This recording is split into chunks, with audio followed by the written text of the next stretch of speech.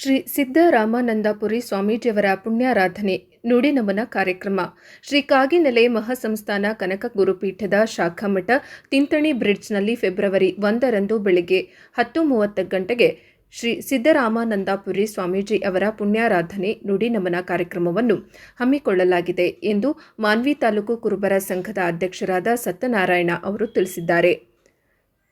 ಶ್ರೀ ಕಾಗಿನೆಲೆ ಮಹಾಸಂಸ್ಥಾನ ಕನಕ ಗುರುಪೀಠದ ಶ್ರೀ ನಿರಂಜನಾನಂದಪುರಿ ಸ್ವಾಮಿಗಳ ನೇತೃತ್ವದಲ್ಲಿ ನಡೆಯಲಿರುವ ಈ ಕಾರ್ಯಕ್ರಮದಲ್ಲಿ ಕಾಗಿನೆಲೆ ಕನಕ ಗುರುಪೀಠದ ಜಗದ್ಗುರು ಪರಮಪೂಜ್ಯರು, ವಿವಿಧ ಮಠಾಧೀಶರು, ಜನಪ್ರತಿನಿಧಿಗಳು ಹಾಗೂ ಗಣ್ಯರು ಭಾಗವಹಿಸಲಿದ್ದಾರೆ. ಫೆಬ್ರವರಿ 1ರಂದು ನಡೆಯುವ ನುಡಿ ನಮನ ಕಾರ್ಯಕ್ರಮದಲ್ಲಿ ರಾಜ್ಯದ ಮುಖ್ಯಮಂತ್ರಿಗಳಾದ ಸಿದ್ದರಾಮಯ್ಯ, ಜಿಲ್ಲಾ ಉಸ್ತುವಾರಿ ಸಚಿವರಾದ ಡಾ ಶರಣಪ್ರಕಾಶ ಪಾಟೀಲ್, ರಾಜ್ಯ ಸಚಿವರಾದ ಸತೀಶ್ ಜಾರಕಿಹೊಳಿ, ಭೈರಾತಿ ಸುರೇಶ್, ಎನ್ಎಸ್ ಬೋಸರಾಜು, ಮಾಜಿ ಸಂಸದ ವಿರೂಪಾಕ್ಷಪ್ಪ ಸೇರಿದಂತೆ ರಾಜ್ಯದ ಸಚಿವರು, ಶಾಸಕರು, ಜನಪ್ರತಿನಿಧಿಗಳು ಹಾಗೂ ವಿವಿಧ ಕ್ಷೇತ್ರಗಳ ಗಣ್ಯರು ಪಾಲ್ಗೊಳ್ಳಲಿದ್ದಾರೆ ಎಂದು ತಿಳಿಸಿದರು.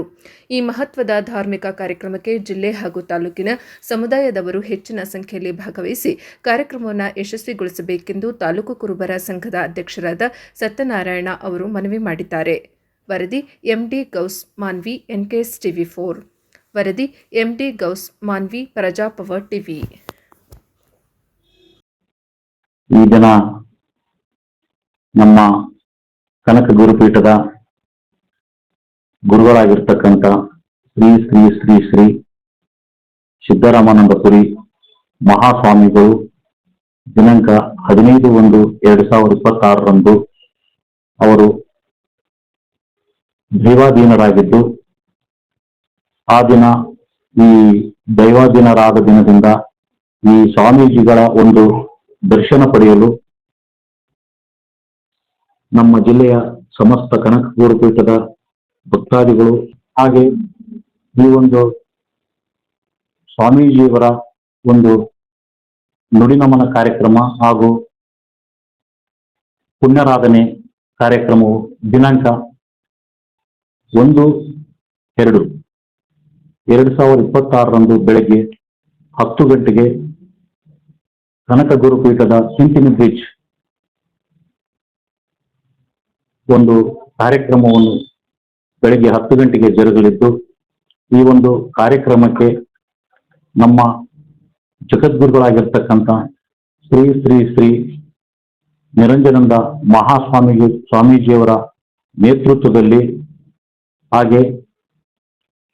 ಈ ಸಮಾಜದ 150ಕ್ಕೂ ಹೆಚ್ಚು ವಿವಿಧ ಸಮಾಜದ ಮಹಾಸ್ವಾಮಿಗಳ ಜೊತೆಗೆ ಇನ್ನುಳಿದ ಸಮಾಜಗಳು ಕೂಡ ಈ ಒಂದು